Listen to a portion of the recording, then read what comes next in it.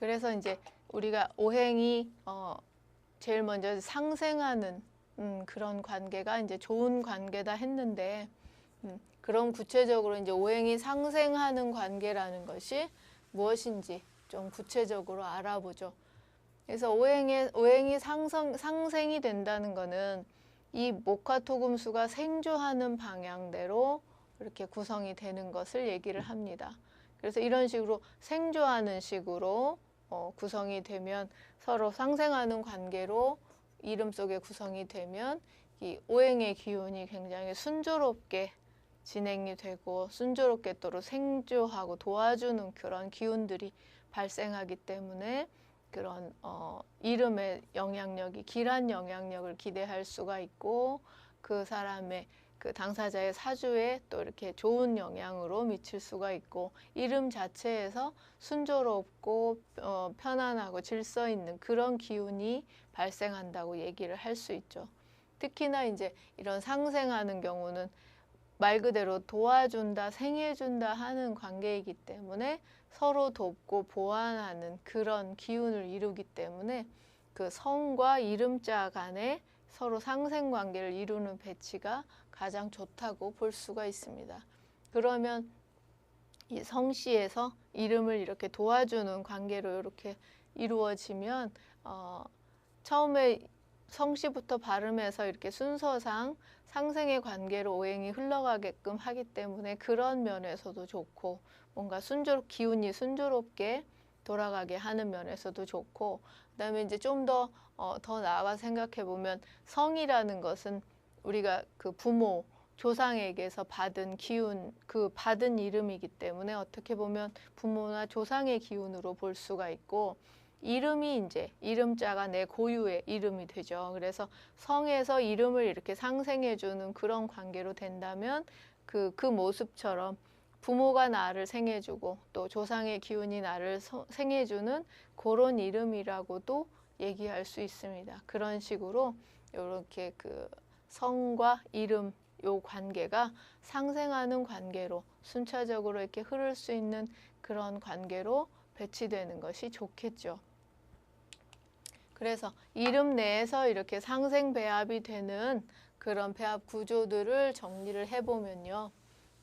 일단은 성씨가 이제 목으로 시작이 되면 이제 김씨나 강씨나 권씨나 이런 씨들 기역 그 발음으로 시작이 되는 이름 같은 경우는 이제 성씨가 목의 오행으로 시작을 하게 돼서 이런 식으로 목의 오행이면서 목생화, 화생토 이렇게 생조해주는 관계로 구성이 되면 좋겠죠.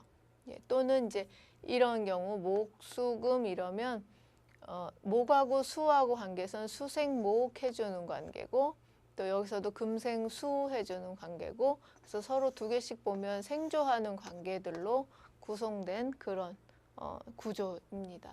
또 목생화 하는 것도 여기 두 개지만 목생화 해주고 목생화 해주기 때문에 여기도 생조해주는 관계라고 볼 수가 있고, 또 목생화 해주는 관계고, 또 여기서도 목생화 해주는 관계고, 그래서 다 생조해주는 그런 관계들로 구성이 돼 있는 경우예요. 또 화성으로 시작을 해도 목생화하고 수생목하고 그래서 이렇게 여러 가지 경우 수들을 볼 수가 있습니다. 그래도 이 안에서 또 제일 좋은, 그나마 여기서 또 더 좋은 좀 거를 찾아본다면 앞에서 처음에 얘기했듯이 이런 식으로 화생토, 토생금 이런 식으로 순차적으로 생조하면서 진행하는 거, 이게 더 좋은 이름이라고 볼 수 있죠. 이렇게 목생화하고 수생목 하는 경우도 여기도 요 두 개의 화와 목의 관계는 생조 관계고, 수와 목의 관계도 생조 관계여서 생해주는 배합은 맞습니다만, 이것처럼 이제 성씨부터 이렇게 생조가 내려오는 게 아니고 이거는 뒤에서부터 생조가 이렇게 올라가는 흐름이라고 볼 수 있어서, 이런 흐름이면 나쁘다고 얘기하는 것은 아니고, 전체적으로 지금 어떤 구조가 되든 이런 식으로 상생 배합이면 좋은 배합인데, 그 중에서도 또 더 어떤 좀 그나마 더 좋게 하자면 이렇게 약간 순차적으로 이렇게 흐르는 조합들이 좋겠다라고 얘기를 할 수가 있고, 또 이제 생조하는 구성이긴 하지만 이렇게 오행이 좀 편중되죠. 예, 이런 경우도 이왕이면 좀 오행이 골고루 있도록 골고루 있는 그런 경우들이 좋고, 이렇게 한쪽 오행으로 좀 편중되는 그런 좀 위험성이 있다라는 거를 얘기할 수 있습니다. 그러니까 어쨌든 생조하는 구조로 구성이 됐기 때문에 상생배합이기 때문에 좋은 배합이긴 하고, 그 다음에 이제 그 사주에서 그 이 이름을 쓸 사람의 사주에서 수가 어떤 영향인가를 봐야 되겠죠. 그래서 그 사람의 사주에서 수가 별로 필요가 없고 수가 더해지면 더 안 좋다 그러면 이거는 상생배합이라서 좋긴 하지만 수가 많은 것에 의한 그 폐단이 있을 수가 있으니까 그런 점도 고려를 해서 이 오행을 구성을 해야 되겠죠. 그래서 이 지금 이름 세자에서 그 오행이 구조도 좋고 그 사람의 사주에도 좋고 막 이런 식으로 다 이것저것 따져서 다 좋게 구성하려면 상당히 어려워요. 예, 그래서 일단은 이런 식으로 좀 상생배합 되게 그러니까 결국은 이렇게 따져보게 되면은 이 두 개씩 보게 되죠. 이 토하고 화 바로 옆에 나란히 있는 이 오행 두 개의 관계를 따져보게 되고, 그 다음에는 화하고 목하는 요 두 개의 관계를 따져보게 되고, 그래서 이 여기서 지금 이 토하고 이거 건너뛰고 목을 요렇게를 따져보지는 않습니다. 왜냐하면 오행이라는 게 이렇게 바로 옆으로 이렇게 흘러가고 바로 옆에 오행하고 상호작용을 하기 때문에 이건 토와 화의 관계를 보면 되고, 화에서 다시 목의 관계를 보면 되고, 토에서 이 화를 건너뛰고 목으로 이렇게 된다 이렇게는 안 따지고요. 예, 그렇게 여기서도 토하고 토 관계를 보고 그다음에 다시 토에서 화의 관계를 보고 이 두 가지 관계를 살펴보게 되는 거죠. 그래서 이게 상생 관계냐 상극 관계냐 보게 되는 거고, 그래서 여기서 이거 갑자기 건너뛰고 여기서 여기는 상생이고 뭐 이렇게는 안 한다는 거 말씀드리고요. 그래서 이런 식으로 그 이름이 대략 이렇게 구성이 되면 상생배합이라서 좋은 구조다라고 얘기를 할 수가 있는 거고요. 그래서 이렇게 좀 상생되게 이름을 좋게 지으면 일단은 뭐 다른 여러 가지 영향이 있지만 그 사람에게 좀 어떤 성격적인 면에서는 훨씬 더 이름이 안정적이고 상생하는 편안하게 흐르는 기운이 조성이 되기 때문에 그 사람의 성격이 훨씬 안정적이고 차분하고 또 이렇게 어떤 누가 나를 도와주고 있는 그런 상황이기 때문에 편안하게 모든 일을 순조롭게 풀어갈 수가 있고 또 합리적이고 좀 온전한 성품이 된다고 얘기할 수 있고, 그다음에 생조 받고 옆에 사람하고도 또 생조를 주고 하는 그런 구성으로 이름이 돼 있기 때문에 옆에 사람들, 타인들과 잘 어울리고 조화롭게 살아가는 그런 성격이 된다고 볼 수가 있습니다. 그렇지만 이제 좀 그 좋은 면만 있다기보다 그것이 이제 좀 지나치거나 단점으로 본다면 좀 안일해질 수가 있죠. 그리고 누가 나를 항상 도와준다는 그런 거가 있고, 그다음에 자기가 늘 편안하고 좋기 때문에 좀 그런 개척 정신이나 어려움을 극복하려는 그런 성격은 좀 부족할 수가 있고, 또 이 편안한 것만 추구하는 그런 성격으로 단점이 나타날 수가 있습니다. 그래서 이것도 이제 응용을 해본다면 이름 자체로는 상생하는 구조가 이름에서 상생하는 기운이 나오기 때문에 이렇게 좋지만 그 이름을 쓸 당사자의 사주도 또 상생하는 걸로만 돼 있어서 사주가 지나치게 조용하고 편안하고 이렇게 자기가 늘 편안한 것만 어려움을 모르고 이런 사주라면 이름은 조금 이렇게 이 사람을 자극해주고 분발해 줄 수 있는 이름으로 지어주는 게 좋겠죠. 사주도 편안하고 온전하고 변화가 없는 그런 사주인데 이름까지도 아주 순조롭게 상생해서 편안한 그런 이름으로 지어주면 오히려 이런 단점도 나타날 수 있다고도 얘기할 수 있습니다. 그러니까 이런 어떤 그 이름의 그런 영향, 특성 이런 것들을 생각을 해서 그 이름을 쓸 당사자에게 이런 기운이 필요하겠느냐, 아니면 이름을 쓸 당사자가 이런 기운은 이제 이미 많이 있어서 더 필요가 없겠다 그러면 굳이 이렇게 막 상생하는 구조로 편안하게만 짓는 것도 별로 좋지 않을 수 있죠. 그래서 다각적으로 이 이름이 이 이름을 쓸 사람에게 어떻게 영향을 주고 어떻게 필요하겠느냐 이거를 계속 생각하면서 이름을 지어야 된다고 얘기를 할 수가 있습니다. 그 다음에는 이제 상생하는 관계에 반대적으로 이제 상극하는 관계. 그래서 오행이 서로 상극하는 관계로 이름 속에서 이제 존재할 수가 있어요. 그래서 극한다는 거는 그야말로 서로 좀 대립하고 견제하고 부딪히고 서로 내가 극하고 이런 관계가 되기 때문에 그런 기운, 경쟁하거나 극하는 기운이 이름 속에서 발생한다고 볼 수가 있죠. 예, 그래서 이런 기운이 이름에서 발생해서 그 이름을 쓰는 사람에게 영향을 주겠죠. 그래서 일단 일반적으로 어떤 보태주고 도와주고 편안한 기운이 좋고 이렇게 경쟁하거나 막 견제하거나 극하거나 이렇게 다투는 그런 기운은 좋지 않기 때문에 이왕이면 상생하는 게 좋고 이런 상극관계는 좋지 않다라고 일단 일반적으로는 얘기를 할 수가 있고 이제 예외적으로 어떤 사람의 사주에서 이런 기운이 오히려 필요하다. 그 사주를 촉발하고 좋게 잘 돌리려면 그렇다면 그런 판단이 선다면 이 이름에서 상극관계를 넣어줄 수도 있겠죠. 그런 식으로 지금 상생이면 무조건 좋고 상극관계는 무조건 나쁘다라고 단정적으로 얘기할 수는 없고 그 이름을 쓰는 당사자에게 이런 기운이 필요하겠느냐에 따라서 장단점이 나온다는 얘기를 말씀을 드리고요. 대신 이제 그런 거를 예외적인 걸 배제하고 일반적인 그 대부분의 그런 거 평균적으로 얘기를 한다면 이름 안에서 일단은 오행들이 좀 순조롭게 편안하게 있는 구조가 좋고 이렇게 극하고 대립되고 하는 구조는 좋지 않다라고 일단은 얘기를 할 수가 있습니다. 그래서 이제 상극되는 배합의 구조들은 이렇게 이제 이런 경우들을 생각해 볼 수가 있죠. 그래서 이렇게 뭐 목과 금의 관계를 보면 금금목 하는 관계죠. 그러니까 얘네 둘은 서로 극하는 관계로 다투고 있고 얘네는 이제 같은 거니까 괜찮지만 그래서 이름 안에 극하는 경우가 들어 있고요. 또 목극토하죠. 서로 극하고 여기서도 다시 이 뒷글자도 목극토하고 그러니까 이렇게 목토를 봐도 극하는 관계고 이렇게 토목을 봐도 극하는 관계고 그러니까 이 이름은 상극하는 관계로 되어 있는 이름이고요.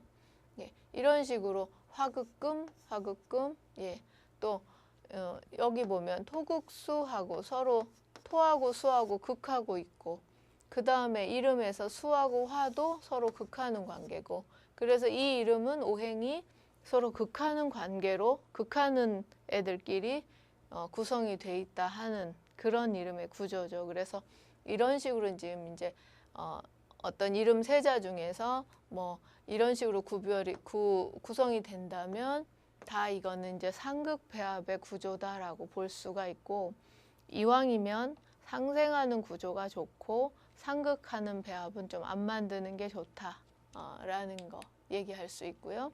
그래서 이런 식으로 이름에서 상극하는 기운이 많이 있는 그런 경우는 실제로 그 사람이 좀 극하는 기운을 많이 받기 때문에 조금 투쟁적이거나 경쟁적이거나 또 조금 급하거나 또 뭐 늘 사람하고 이렇게 잘 협조하려고 하는 게 아니라 늘 반대부터 하고 이렇게 어긋나려고 하는 그런 기질들이 나온다라고 얘기를 할 수가 있고 이제 좋은 면으로는 개척 정신도 있고 좀 의협심도 있고 그런 것도 이제 장점이라고 볼 수도 있지만 또 그런 것들이 남들과 늘 부딪히는 그래서 사회생활에서 대인관계에서 좀 많이 부딪히는 기운으로 단점이 될 수가 있고 실제로 그런 극한다, 깨진다, 부딪힌다 하는 기운 때문에 유난히 좀 사고가 많거나 어디 이렇게 다쳐서 뭐 수술하는 일이 많거나 뭐 그럴 수 있습니다. 그 기운이 작용을 해서 그래서 이 이름이 너무 극하는 이름들로만 구성이 됐을 때는 그 투쟁과 대립 또 이런 부딪히는 거, 깨지는 거 이런 기운들이 계속 작용을 하기 때문에 안 좋을 것이다 라는 얘기죠. 그렇기 때문에 이름에서는 이렇게 상극 구조를 만들지 말고 좀 상생하고 편안한 구조로 만드는 것이 좋다라는 얘기를 할 수가 있고요. 그 다음에 이제 이름에서 오행이 다 똑같은 오행으로만 구성이 될 수도 있습니다. 그런 경우는 상극이나 다 똑같은 애들 자기들끼리이기 때문에 상생 관계도 아니고 상극 관계도 아니에요. 그런 관계를 이제 다 똑같은 오행으로만 구성된 경우를 우리가 상비 관계라고 얘기를 하는데, 같은 오행으로만 뭐 잔뜩 모여 세 개가 다 같은 오행으로만 돼 있는 경우를 얘기를 합니다. 이 경우는 상생도 아니고 상극도 아니고, 그래서 앞에서 우리가 상생 관계면 도와주고 순조롭게 흐르고 하는 기운, 좋은 기운을 받을 수 있다 하는데 그것도 얘기할 수 없고, 또 서로 극하는 기운이면 갈등하고 투쟁하고 하니까 안 좋다 하는데 또 극한다고 할 수도 없고 하는 이제 상비 관계가 되는데, 이런 경우는 같은 오행들끼리 이렇게 모여져 있기 때문에 어떻게 보면 서로 부딪히거나 뭐 그런 거 없이 같은 것들 때문에 경쟁이나 갈등 없이 서로 도움이 될 수는 있습니다. 같은 것들끼리기 때문에 서로 다르지 않기 때문에. 근데 또 반대로 같기 때문에 내가 볼 때 옆에도 나랑 똑같은 애 있고 저기도 나랑 똑같은 거 있고, 그래서 오히려 경쟁자처럼 느껴서 대립하고 경쟁하는 관계가 될 수도 있습니다. 그래서 이게 좋을 수도 있고 나쁠 수도 있고라는 얘기가 되죠. 특히나 음양에서도 우리가 얘기했듯이 너무 치우치는 거, 너무 한 가지 오행으로만 우르르 있는 거는 일단은 안 좋다라고 얘기를 할 수가 있어서, 이런 오행의 균형적인 측면에서도 별로 좋지 않다라고 얘기를 할 수가 있고, 특히나 그 사람의 사주를 가지고 그 사람의 사주에 이 이름이 들어갔을 때를 항상 생각을 해봐야 되는데, 그 사람의 사주에서 이 수기운이 너무 정말 절실하게 필요하다면 모를까, 웬만한 그냥 오행이 좀 골고루 있는 사주라면 수기운이 너무 많이 들어가는 거죠. 그래서 오행의 과다로 인한 폐해가 있을 수가 있습니다. 그래서 이런 단점들을 생각할 수가 있고, 또는 이제 좋게 보자면 이렇게 서로 같은 것끼리 합해져서 더 큰 세력을 만든다는 의미에서 좋게도 볼 수가 있고요. 특히나 이제 오행들 속에서도 또 좀 얘기가 달라질 수가 있어요. 목화토금수의 각각의 오행의 특성들로 봤을 때, 수끼리면 이거는 정말 물의 기운들이기 때문에 합해질 수 있어요. 그래서 물은 가지에서 여러 가지 강물들이 만나서 더 큰 물로 합해지죠. 대립이 없이 물은 다 합해지는 거기 때문에 이 수라는 오행은 오히려 이렇게 한 덩어리로 더 큰 수라는 오행으로 이렇게 합해진다라고도 볼 수 있는데, 상대적으로 금 이렇게 돼 있다 그러면 금이라는 기운 자체가 조금 날카롭고 부딪히고 하는 기운 자체가 원래 들어있는데, 요 금들끼리 있으면 요렇게 부딪히고 요렇게 부딪히고 서로들 융합하기가 어렵고 좀 대립하고 경쟁하는 기운이 나온다고 볼 수가 있습니다. 이런 식으로 오행에 따라서도 또 이게 좀 한꺼번에 경쟁하지 않고 한꺼번에 모이기도 하지만 또 그들끼리 경쟁자처럼 부딪히기도 하겠고, 그런 것들을 다 생각해 볼 수가 있어요. 그렇기 때문에 결론적으로 이 이름에서 상비 관계를 쓰는 거는 좀 심사숙고해야 될 부분이 되겠죠. 쉽지 않은 판단이 될 수가 있으니까. 그래서 이렇게 상비배합이면 전부 목으로 된 거, 전부 화로 된 거, 이런 경우인데, 어떤 사주에서 정말 토가 필요하거나 뭐 시급하다 하지 않는 한은 오행이 다 골고루 있는 사주에 토만 너무 많이 온 거죠. 그러면 이 사주 안에 있는 수라는 오행이나 이런 것들은 공격받을 수 있기 때문에 좀 조심을 해야 되고, 또 금끼리의 이 오행들도 이 자체들도 지금 편안하게 존재를 못 하는데 또 사주에 어떻게 들어가겠느냐 하는 걸 생각을 해봐야 되고요. 화나 수나 이런 거는 그들끼리는 합해진다고 볼 수 있어서 이름 내에서는 그게 부딪힘 없이 한 덩어리로 움직인다고 할 수 있겠지만 어쨌든 화라는 오행이 너무 많고 수라는 오행이 너무 많은 걸로 인한 폐단은 일어날 수 있다라는 건 얘기죠. 그렇기 때문에 이 상비관계 이름은 판단을 굉장히 신중하게 잘 해야 되고 무조건 뭐 나쁘다 무조건 쓰지 말아야 된다라고 딱 자르기는 어렵지만 웬만하면 안 쓰는 게 좋다고 저는 주장하고 있습니다. 그러니까 가장 큰 이유로 일단은 오행의 균형이나 조화 면에서 떨어지기 때문에 너무 편중되고 한 가지 오행으로만 치우치기 때문에 이름에서 상비배합은 안 좋은 걸로 일단은 보는 것이 맞다는 게 이제 제 생각이고요.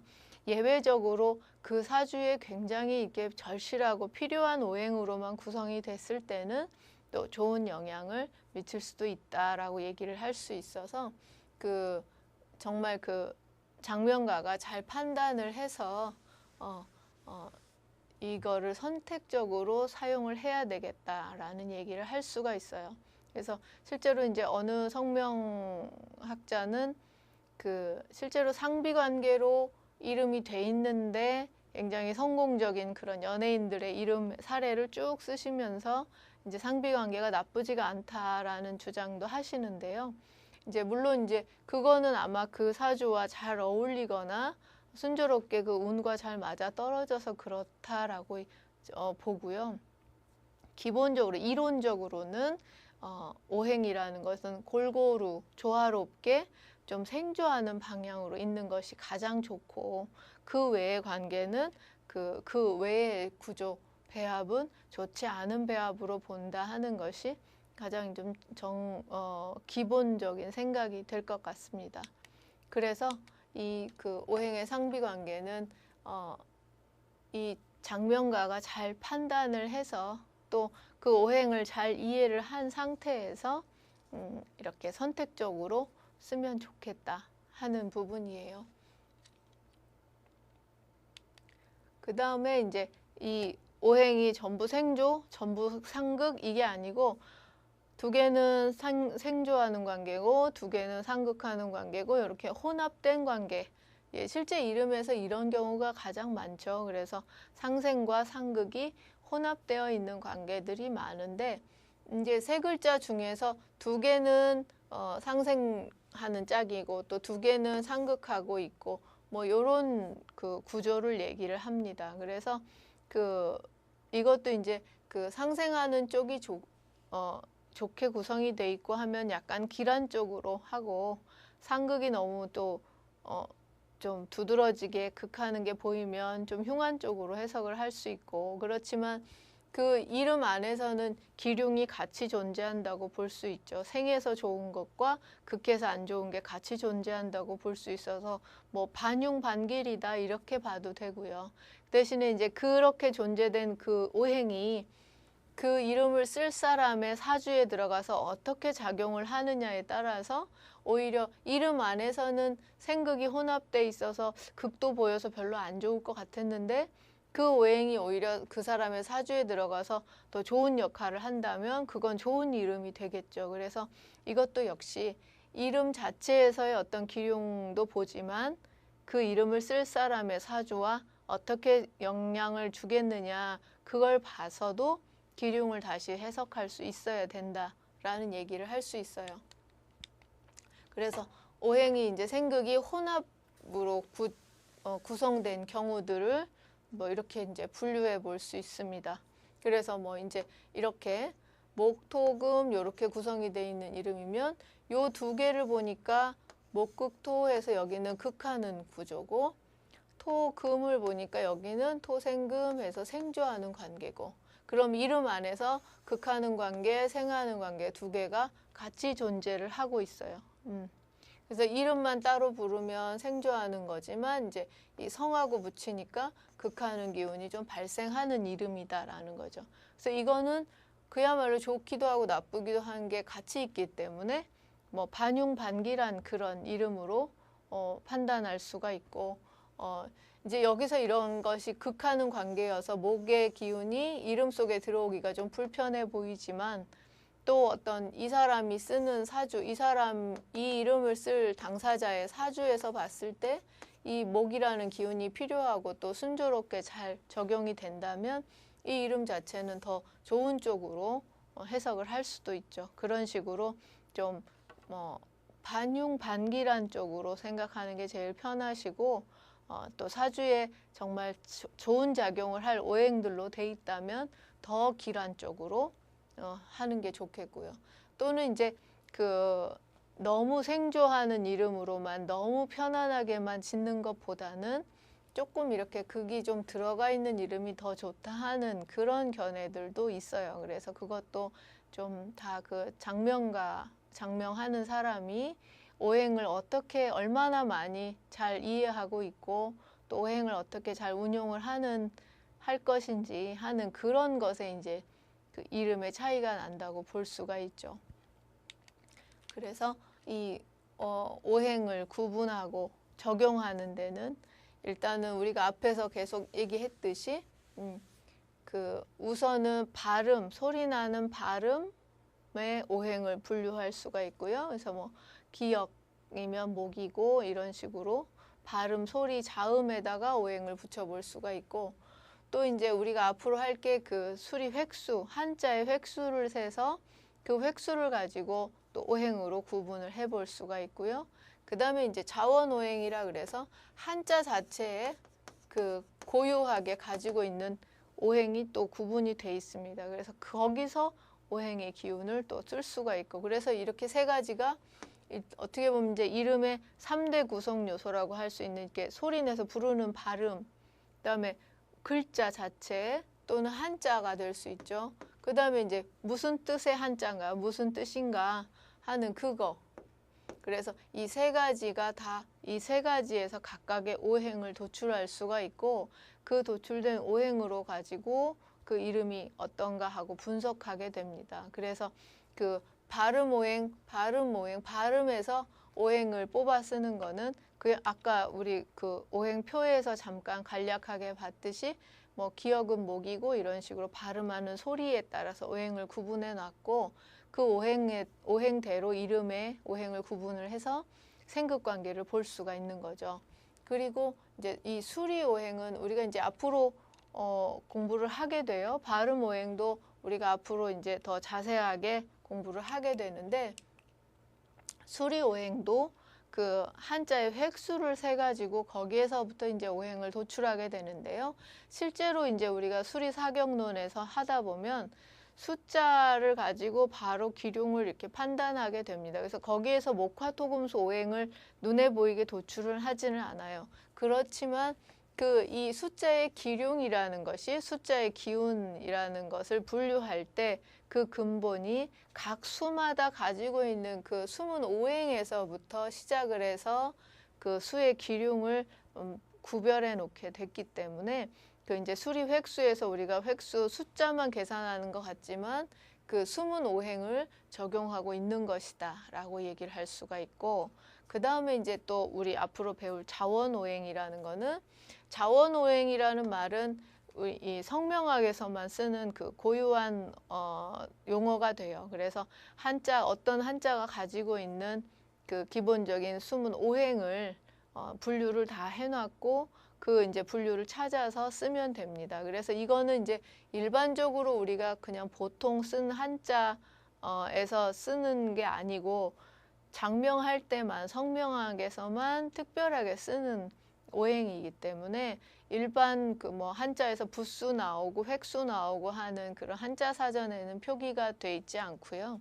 이제 성명학을 하려고 하는 장명가용 그 전문적인 어떤 사전이나 이런 것들이 이제 따로 표기가 돼 있습니다. 그래서 이 자원오행은 한자마다 다 오행이 구별이 돼 있어서 그 이제 분류표를 보고 우리가 어떤 선택할 한자의 오행이 뭔가를 알아서 찾아서 쓸 수 있게 됩니다. 그래서 이 부분들이 이제 실제적으로 각각의 장명 이론들이 되는 거고, 이거를 우리가 이제 앞으로 한 가지씩 공부를 해나가게 될 거고, 이런 부분들을 다 잘 구성을 해서 좋은 이름으로 만들게 됩니다. 그래서 결론적으로 이름에서도 음양과 오행을 도출할 수 있고, 그 음양과 오행이 어떻게 서로 잘 조화롭게 골고루 균형 있게 또 생조화하면서 편안하게 존재하는